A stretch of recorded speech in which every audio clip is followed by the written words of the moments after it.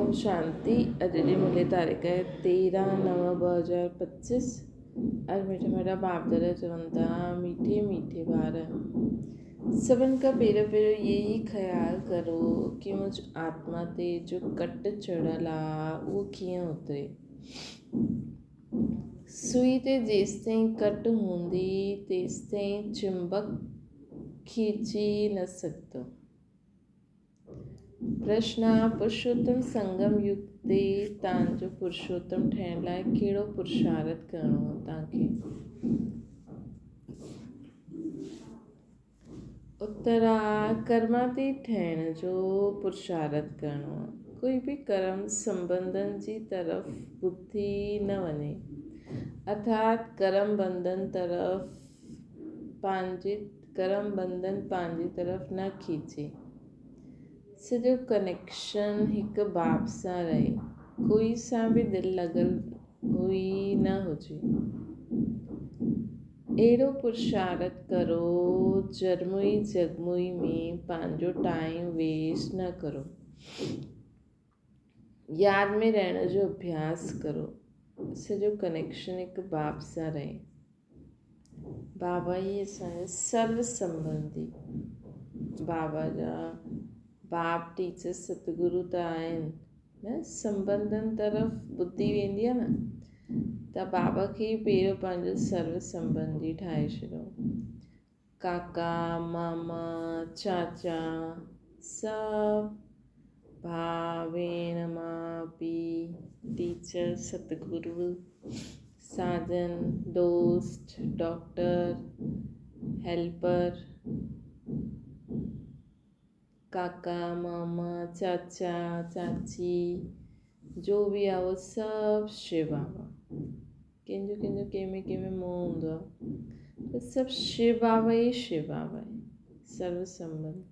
त ॿियो तरफ़ बुद्धि वेंदी ई न। गीता जाग सजनी जाग। ओम शांति। रूहानी ॿार आत्मा आहिनि। रूहानी ॿार मतिलबु आत्मा आहिनि। ये शरीर द्वारा गीत ॿुधियो। शुद्धी बाप हाणे ॿारनि खे आत्म अभिमानी ठाहिनि था। तव्हांखे आत्मा जो बि ज्ञान मिलंदो आहे। दुनिया में हिकु बि मनुष्य न आहे जंहिंखे आत्मा जो सही ज्ञान हुजे।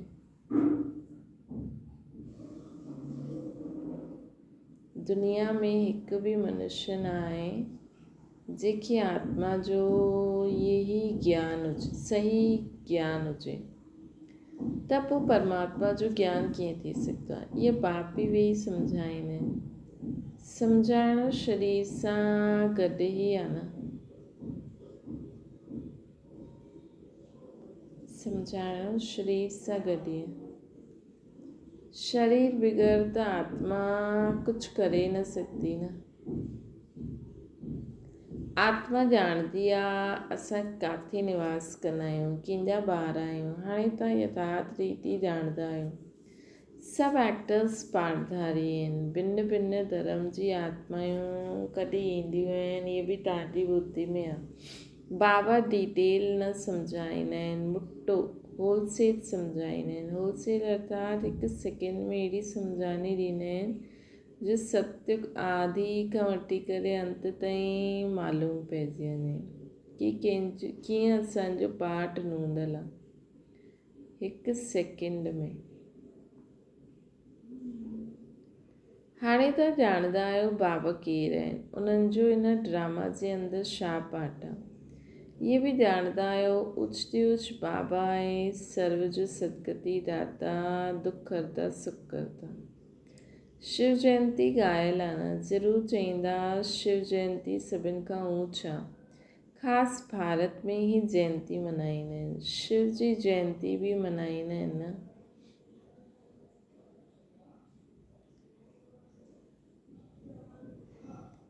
शिव जयंती सभिनि खां ऊच आहे। ख़ासि भारत में ही जयंती मल्हाईंदा आहिनि। जीअं जी राजाई में जीअं ऊच पुरुष जी पास्ट जी हिस्ट्री सुठी हूंदी आहे। जंहिं जी राजई में जंहिं ओच पुरुष जी पास्ट जी हिस्ट्री सुठी हूंदी आहे त उन्हनि जी स्टैम्प बि ठाहींदा आहिनि। हाणे शिव जी जयंती बि मल्हाईंदा आहिनि न। सम्झाइणो खपे सभिनि खां ओच जयंती कंहिंजी आहे, कंहिंजी स्टैम्प ठाहिणी खपे। कोई साधु संत अथवा सिखनि जो, मुस्लिमनि जो, अंग्रेज़नि जो कोई फिलोसफर सुठो हूंदो आहे त उनजी स्टैम्प ठाहींदा रहंदा आहिनि। जीअं राणा प्रताप आदि जी ठाहींदा आहिनि। हाणे वास्तव में स्टैम्प ठाहिणी खपे बाबा जी, जो सभिनि जो सदगति दाता आहे। हिन समय बाप न अचे त सदगति कीअं थिए? छो जी सभु रौ नर्क में गोता खाईंदा रहंदा आहिनि। सभिनि खां ऊच ते ऊच आहे शिव बाबा। पतित पावन मंदिर भी शिव जा ॾाढा ऊच स्थान ते ठाहींदा आहिनि, छो जी ऊच ते ऊच आहे न। बाप ई अची करे भारत खे स्वर्ग जो मालिक ठाहींदा आहिनि। जॾहिं उहे ईंदा आहिनि तॾहिं सदगति कंदा आहिनि त हुन बाप जी ही यादि रहणी खपे। स्टैम्प बि शिव बाबा जी कीअं ठाहिनि। बाप ई अची करे भारत खे स्वर्ग जो मालिक ठाहींदा आहिनि। जॾहिं उहे ईंदा आहिनि तॾहिं सदगति कंदा आहिनि त हुन बाप जी ही यादि रहणी खपे न। स्टैम्प बि शिव बाबा जी कीअं ठाहिनि। भक्ति मार्ग में त शिवलिंग ठाहींदा आहिनि। उहो ई ऊच ते ऊच आत्मा ठहिया। ऊच ते ऊच मंदिर बि शिव जा ई ठाहींदा आहिनि। सोमनाथ शिव जो मंदिर आहे न। भारतवासी तमो प्रधान थियण जे कारण इहे बि न ॼाणंदा आहिनि कि शिव केरु आहे जंहिंजी पूजा कंदा आहिनि। उन्हनि जो ऑक्यूपेशन त ॼाणंदा न आहिनि। राणा प्रताप भी लड़ाई कई, उहा त हिंसा थी वई न। हिन समय त सभु आहिनि डबल अहिंसक। विकार में वञणु, काम कटारी हलाइणु, इहे बि हिंसा आहे न। डबल अहिंसक त इहे लक्ष्मी नारायण है न। मनुष्यनि खे जॾहिं पूरो ज्ञान हुजे तॾहिं अर्थ सहित स्टैम्प निकिरे।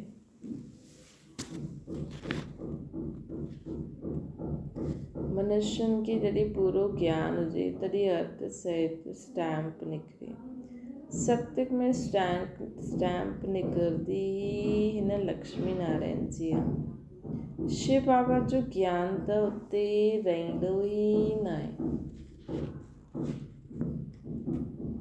है न। वैसे त शिव बाबा सभिनि खां ऊच ते ऊच आहे, लेकिन उन्हनि खे ॼाणंदा न आहिनि त पंहिंजे समय जेका वॾा माण्हू हूंदा आहिनि उन्हनि जी स्टैम्प ठाहींदा आहिनि। हाणे बि भारत जो उहो स्टैम्प हुजिणो खपे। त शिव बाबा जो ज्ञान त उते रहंदो न आहे त लक्ष्मी नारायण जो ठाहींदा आहिनि। बाबा चवनि था हाणे बि भारत जो उहो स्टैम्प हुजिणो खपे। ऊच ते ऊच आहे त्रिमूर्ति शिव। उहो त अविनाशी रहणो खपे न। छो जो भारत खे अविनाशी राजगद्दी ॾींदा आहिनि। परम पिता परमात्मा ई भारत खे स्वर्ग ठाहींदा आहिनि। तव्हां बि ॾाढा आहिनि जो इहे भुलिजी वेंदा आहिनि कि बाबा असांखे स्वर्ग जो मालिक ठाहींदा आहिनि। इहा माया भुलाए ॾींदी आहे। बाबा खे न ॼाणण जे कारण भारतवासी केतिरो भूल कंदा रहंदा आहिनि न। भूल कंदा आहिनि। शिव बाबा छा कंदा आहिनि इहे कंहिंखे बि पतो ई न आहे। शिव जयंती जो अर्थ बि न सम्झंदा आहिनि। इहे नॉलेज सिवाय बाप जे ॿियो कोई खे आहे ई न। हाणे तव्हां ॿारनि खे बाप सम्झाईंदा आहिनि तव्हां ॿियनि ते रहम करो, पंहिंजे मथां बि आप ई रहम करो। टीचर पढ़ाईंदा आहिनि इहे बि रहम कंदा आहिनि। इहे बि चईंदा आहिनि मां टीचर आहियां, तव्हांखे पढ़ाईंदो आहे। वास्तव में हिन जो नाम पाठशाला बि न चईंदासीं। हीअ त ॾाढी वॾी यूनिवर्सिटी आहे। बाक़ी त सभु कूड़ा नाम आहिनि। वो कोई सॼे यूनिवर्स जे लाइ कॉलेज त आहे न। वो कोई सॼे यूनिवर्स जे लाइ कॉलेज त आहे न जेकी दुनिया में आहे। त यूनिवर्सिटी आहे ई हिकु बाबा जी जो सॼे विश्व जी सदगती कंदी आहे। यूनिवर्सिटी नाम कंहिंखे ॾियणु खपे जो पूरे विश्व जी सदगती कंदी आहे। वास्तव में यूनिवर्सिटी त हिकु ई आहे न। इन्हनि द्वारा सभु मुक्ति जीवन मुक्ति में वेंदा आहिनि अर्थात शांति सुख खे प्राप्त कंदा आहिनि। यूनिवर्स त इहो थियो न। इन करे बाबा चवंदा आहिनि ॾिजो न। इहे त सम्झाइण जी ॻाल्हि आहे। ईअं बि थींदो आहे। इमरजेंसी जे टाइम में कोई कंहिंजी ॿुधंदो बि न आहे। प्रजा जो प्रजा ते राज्य हलंदो आहे। ॿियो कहिड़े धर्म में शुरू खां राजा ई न हलंदी आहे। इमरजेंसी जे टाइम में कोई कंहिंजी ॿुधंदो ई न आहे। प्रजा जो प्रजा ते राज्य हलंदो आहे। ॿियो कहिड़े धर्म में शुरू खां राजा ई न हलंदी आहे। उहो त धर्म स्थापन करणु ईंदा आहिनि। पोइ जॾहिं लाखों जी अंदाज़ में थी वेंदा तॾहिं राजा ई करे सघंदा।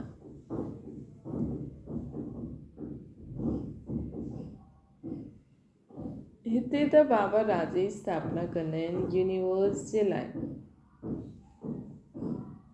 जंहिंसां पूरे यूनिवर्स जो ई कल्याण थी वञे। हीअ बि सम्झाइण जी ॻाल्हि आहे। दैवी राजधानी न पुरुषोत्तम संगम युग जी स्थापना करो था। बाबा सम्झायो आहे श्री कृष्ण श्री नारायण श्री राम आदि जा कारा चित्र बि तव्हां हथ में उठायो पोइ सम्झायो। श्री कृष्ण खे श्याम सुंदर छो चईंदा आहिनि। सुंदर हुयो पोइ श्याम कीअं थियो। भारत ई हेवन हुयो हाणे हेल आहे।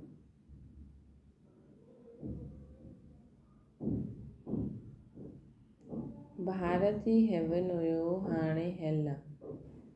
हेल अर्थात कारो, हेवन अर्थात गोरो। राम राज्य जो ॾींहुं राम राज्य खे ॾींहुं रावण राज्य खे राति चईंदासीं।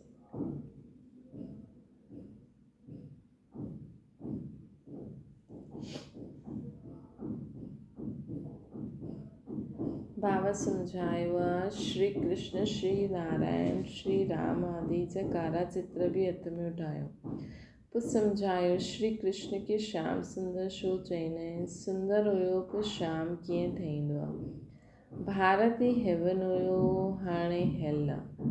हेल अर्थात कारो, हेवन अर्थात गोरो। राम राज्य के ॾींहुं रावण राज्य खे राति चइबो आहे। तव्हां सम्झाए सघंदा आहियो देवताउनि खे कारो छो ठातो आहे। बाबा बि सम्झाईंदा आहिनि तव्हां बि हाणे पुरुषोत्तम संगम युग ते आहियो। उहो न आहिनि, तव्हां आहियो हिते वेठा आहियो। हिते तव्हां आहियो ई संगम युग ते।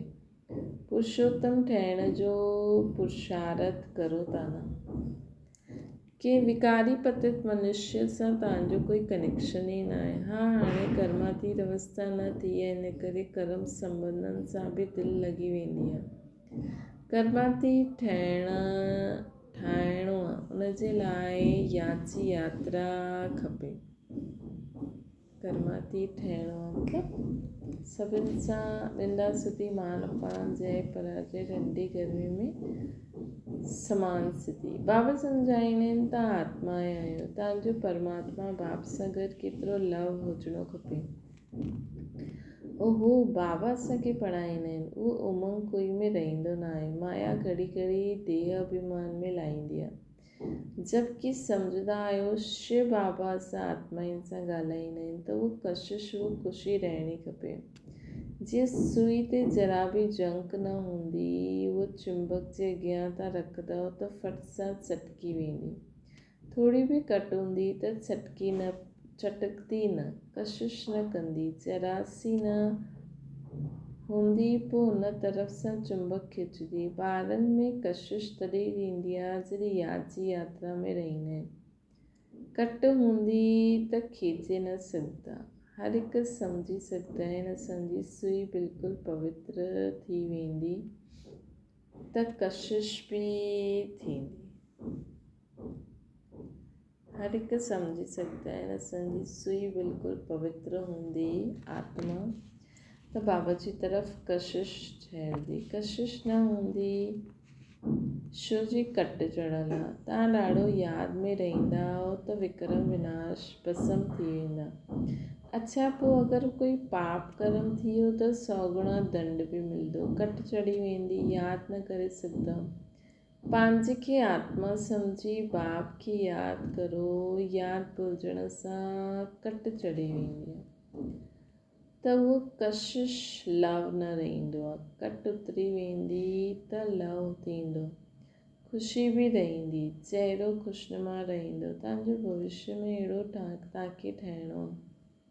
सर्विस न कंदा त पुराणी सड़ी हुई ॻाल्हियूं कंदा रहंदा। बाबा सां बुद्धि योगी तोड़े ॾींदा आहिनि। जो कुछ चमक हुई वो गुम थी वेंदी अगरि सर्विस न कंदा त। पोइ पुराणी सड़ी हुई ॻाल्हियुनि में ई बुद्धि हली वेंदी। बाबा सां जरा बि लव न रहंदो। लव उन्हनि जो रहंदो जो सॼी रीति बाप खे यादि कंदा। बाबा खे बि उन्हनि जी कशिश थींदी आहे। ये बात सर्विस बि सुठी कंदो आहे, योग में बि रहंदो आहे। बाप जो प्यार उन्हनि ते रहंदो आहे, पंहिंजे मथां ध्यानु रखंदा आहिनि। असां सां कोई पाप त न थियो न, अगरि यादि न कंदा त कट कीअं उतरंदी। बाबा चवंदा आहिनि चाट रखो त कट उतरी वेंदी। तमो प्रधान खां सतो प्रधान ठहिणो आहे त कट उतरणी खपे।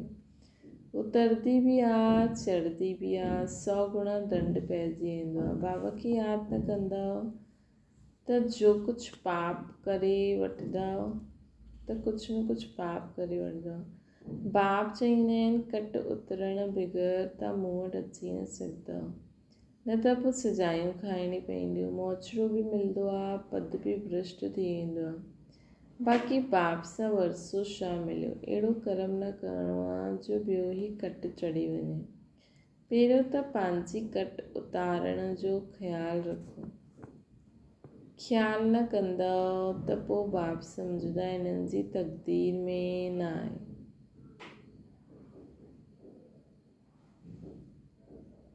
ख़्यालु न कंदा, अगरि पंहिंजी कट उतारण जी ख़्यालु न कंदा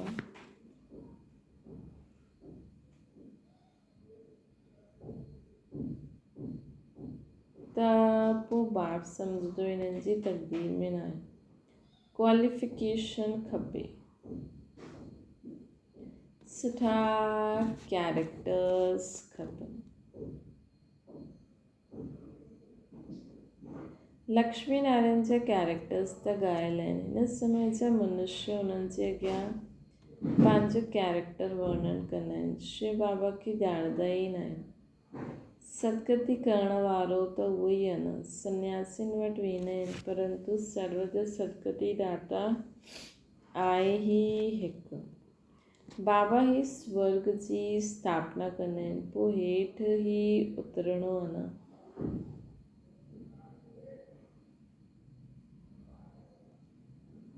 बाप जे सवाइ कोई पावन ठाहे न सघे। मनुष्य खॾे जे अंदरि वञी करे वेहींदा आहिनि।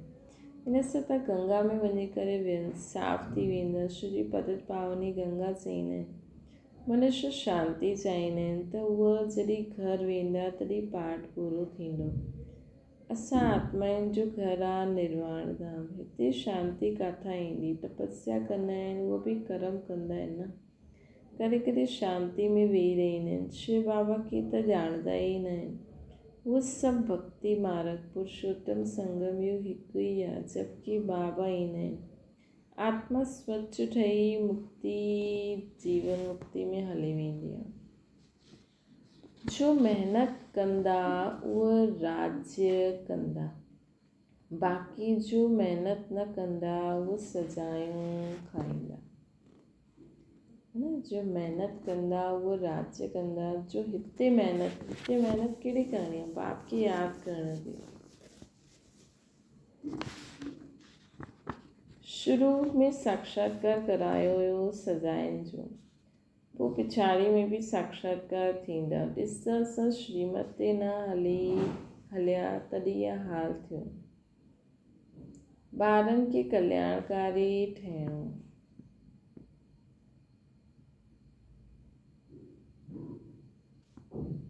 पोइ पिछाड़ी में बि साक्षात्कार थींदा। ॾिस त असां श्रीमत ते न हलियासीं तॾहिं हाल थियो। ॿारनि खे कल्याणकारी ठहिणो आहे। बाबा ऐं रचना जो परिचय ॾियणो। जीअं सुई खे मिटी जे तेल में विझण सां कट उतरी वेंदी आहे न, वैसे बाप जी यादि में रहण सां कट उतरंदी आहे। न त उहो कशिश, उहो लव बाप में न रहंदो आहे। लव सॼो हली वेंदो आहे मित्र संबंधी आदि तरफ़। मित्र संबंधियुनि वटि वञी करे रहंदो। काथे उहो जंक खाइल उहो संग ऐं काथे इहे संग। जंक खाई हुई चीज़ जे संग में उन्हनि खे बि कट चढ़ी वेंदी। कट उतारण जे लाइ ई बाबा ईंदा आहिनि। यादि में ई पावन ठहींदा आहिनि। कट उतारण जे लाइ ई बाबा ईंदा आहिनि। कट उतारण जे लाइ ई बाबा ईंदा आहिनि। यादि सां ई पावन ठहींदा। अधु कलाक सां वॾी जोर सां कट चढ़ी वेंदी आहे। हाणे बाबा चुंबक चवंदा आहिनि मूंखे यादि करो। बुद्धि जो योग जेतिरो मूंसां गॾु हूंदो ओतिरी कट उतरंदी। नई दुनिया त ठहिणी आहे। सतयुग में पहिरियों ॾाढो नंढो झाड़ हूंदो आहे देवी देवताउनि जो। उहे वृद्धि खे पाईंदा आहिनि। हितां खां ई तव्हां वटि अची करे पुरुषार्थ कंदा आहिनि। हितां खां ई तव्हां वटि अची करे पुरुषार्थ कंदा आहिनि। मथां सां कोई है न, बाबा चवनि था हितां खां ई तव्हां वटि अची करे पुरुषार्थ कंदा आहिनि। मतिलबु कलयुग खां ई दुनिया में ईंदा आहिनि न, मथां खां कोई न ईंदा आहिनि। जीअं ॿिया धर्म वारनि जा मथां खां ईंदा आहिनि न, हिते तव्हांजी राजधानी तयारु थिए थी। सॼो मदार पढ़ाई ते आहे। बाबा जी श्रीमत ते हलण ते आहे। बुद्धि योग ॿाहिरि वेंदो रहंदो आहे त बि कट लॻी वेंदी आहे। है न, अगरि असांजो बुद्धि योग ॿाहिरि वेंदो, आवाज़ूं ईंदियूं रहनि, कुझु बि थींदो रहे, बुद्धि योग बाबा सां लॻल रहे बसि। हिते ईंदा आहियो त सभु हिसाब किताब चुक्तू करे जीते जी सभु कुझु ख़तमु करे ईंदा आहियो। सन्यासी बि सन्यास कंदा आहिनि त बि केतिरो समय ताईं सभु यादि रहंदो आहे। तव्हां ॿार ॼाणंदा आहियो हाणे तव्हांखे सत जो संग मिलियो आहे। हाणे पंहिंजे बाप जी यादि में रहंदा आहियो। मित्र संबंधी आदि खे ॼाणंदा त आहियो। गृहस्थ व्यवहार में रहंदा आहियो। कर्म कंदे बाप खे यादि कंदा आहियो। पवित्र ठहिणो आहे। ॿियनि खे बि सेखारिणो आहे। पोइ तक़दीर में हूंदो त हली पईंदा। ब्राह्मण कुल जो न हूंदो त देवता कुल में कीअं ईंदो। ॾाढा सहज पॉइंट्स ॾिबी आहे जो झटि कंहिंजी बुद्धि में वेही रहे। विनाश काले विपरीत बुद्धि वारो चित्र बि क्लियर आहे। हाणे उहा सॉवरेंटी त आहे न, दैवी सॉवरेंटी हुई जेके स्वर्ग चइबो आहे। हाणे त पंचायती राज्य आहे।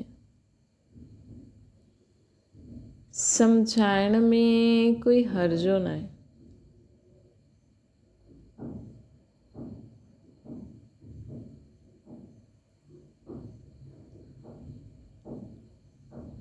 परंतु कट निकतल हूंदी त कोई खे तीर लॻे।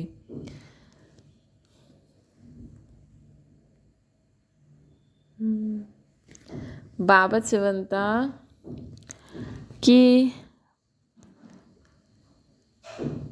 पॉइंट्स, ॾाढा सहज पॉइंट्स बि बाबा ॿुधाईंदा आहिनि जंहिंसां माण्हुनि जी ॿुधी में झटि वेही रहे। विनाशकाले विपरीत बुद्धि वारो चित्र बि क्लियर आहे। हाणे उहा सॉर्वेंटी त आहे न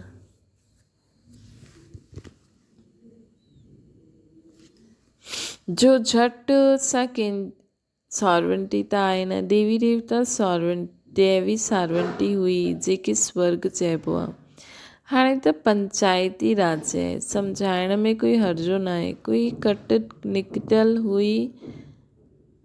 हूंदी त कोई खे तीर लॻे।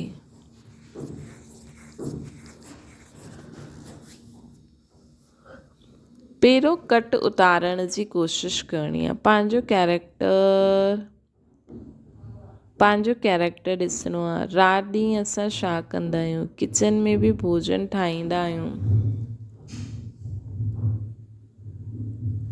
रोटी पकाईंदे जेतिरो थी सघे यादि में ई रहो। घुमण वेंदा आहियो त बि यादि में रहो। बाबा सभिनि जी अवस्था खे ॼाणंदा आहिनि। झरमुई जगमुई कंदा आहिनि त पोइ कट ॿियो ई चढ़ी वेंदी आहे। पर चिंतन जी कोई ॻाल्हि ई न ॿुधो। अच्छा मीठी मीठी सिकी लॾे ॿारनि प्रति माता पिता बाप दादा जो यादि प्यार ऐं गुड मॉर्निंग। रूहानी बाप जी सभिनि रूहानी ॿारनि खे नमस्ते। असांजी बि रूहानी माता पिता बाप दादा खे यादि प्यार गुड मॉर्निंग ऐं नमस्ते। धारणा जे लाइ मुख्य साथ, जीअं बाप टीचर गुरु में पढ़ाए करे जीअं बाप टीचर रूप में पढ़ाई करे सभ ते रहम कंदा आहिनि, ईअं पंहिंजे मथां ॿियनि जे मथां रहम करिणो आहे। पढ़ाई ऐं श्रीमत ते पूरो ध्यानु ॾियणो। पढ़ाई ऐं श्रीमत ते पूरो ध्यानु ॾियणो। बाबा जो असांखे पढ़ाई पढ़ाइनि था, जो श्रीमत ॾियनि था, हुननि ते पूरो ध्यानु ॾियणो। पंहिंजे कैरेक्टर सुधारणा आहिनि। पढ़ाई ऐं श्रीमत ते ध्यानु ॾियो, पंहिंजे कैरेक्टर सुधारो। ॿियो आपस में कोई पुराणी सड़ी हुई परचिंतन जी ॻाल्हियूं करे बाप सां पंहिंजो बुद्धि योग न तोड़ो। कोई बि पाप कर्म न करिणो। यादि में रही करे जंग उतारणी आहे।